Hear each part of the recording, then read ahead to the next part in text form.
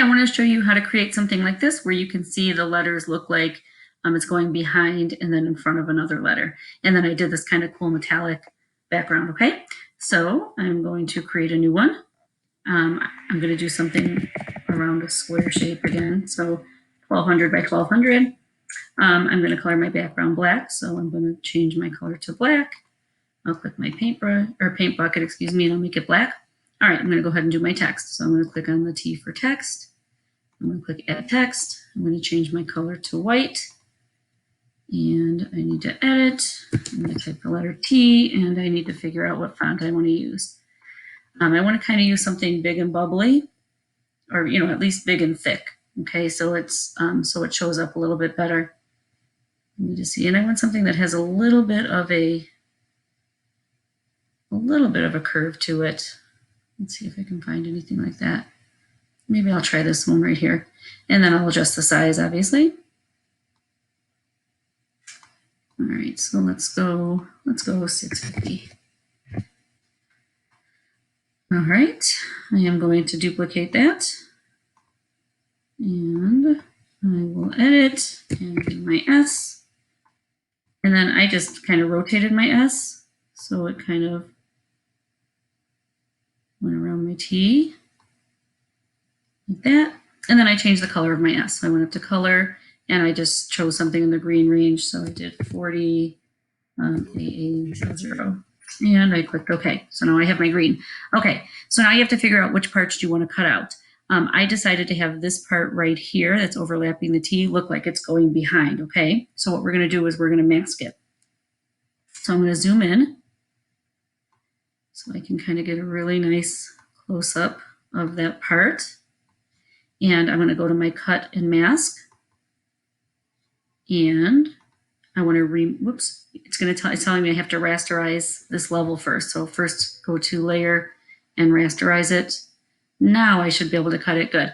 I am going to remove from mask, and I'm just going to use a square shape, and I'm going to hold my mouse kind of out here maybe, and I'm going to hold it down, and I'm going to draw a rectangle like that. Okay, so it took off way too much. So I might have to do this in pieces. So I might have to go like something like this, and then try to match this over here. And I can tell already that I didn't do such a good job, but so this might be something that I have to zoom in. Or what I could do is I could add to mask, and I can kind of put this part back in. So let's see if I can get this little tiny little thing here. Could it be any worse than a little spot like that? Let me see how it looks if I zoom out. I can't even notice it. Okay, so now you can see it looks like it's cut out and going around. So it's going behind and then back in front.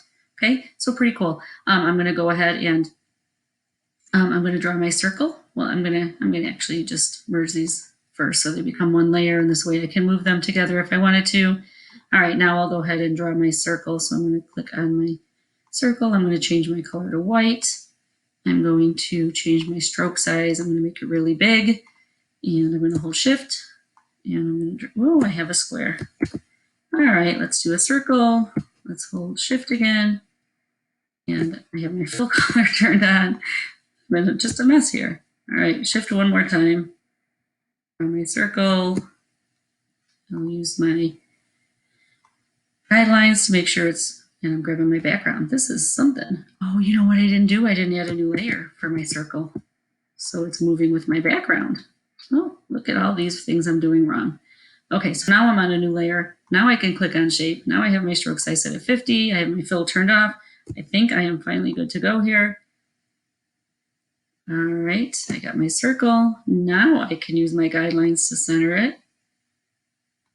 Okay, I'm going to put my letters in the front, and I'm going to adjust my letters where I want them to be.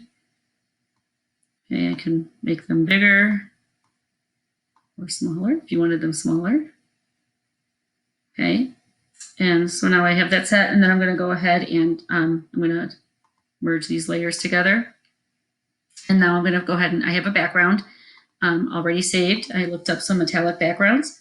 So for instance, I can do something like this.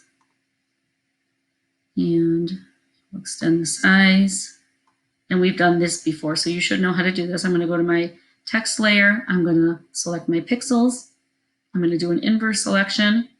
I'm going to go back to my background layer, hit my backspace key. Now, remember my S was green, so to make sure that green shows through, you're going to go to your metallic layer and you're going to change the blend mode to multiply. And now I can do a Control D to deselect, and I have that look. Okay, if you wanted a different background like I did, I'll show you a different one that I did.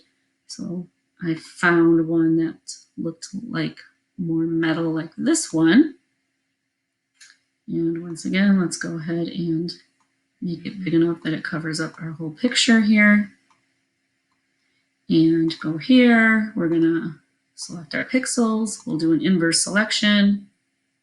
We will go to our metallic layer, hit our backspace key, change our overlay, or our blend mode, excuse me, to multiply. And I will deselect, and here we go. So that's just another technique if you are interested in trying something like that. Okay, good luck.